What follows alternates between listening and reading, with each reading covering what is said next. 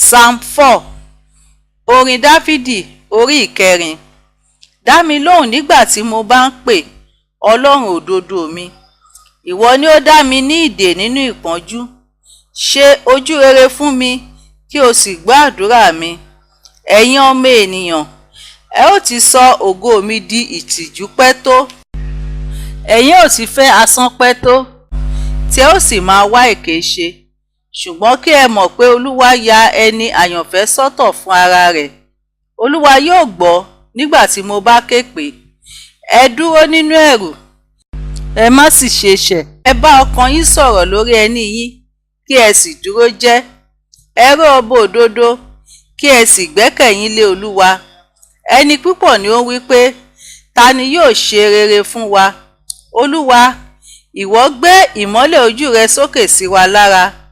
Ìwọ sì fi ayọ̀ sí mi ní inú ju ìgbà náà lọ tí ọkà wọn àti wáìnì wọn di púpọ̀. Èmi ó dùbúlẹ̀, èmi ó sì sùn ní àlàáfíà, nítorí ìwọ nìkan ṣoṣo Olúwa ni ó mú mi jókòó ní àìléwu. Àmín.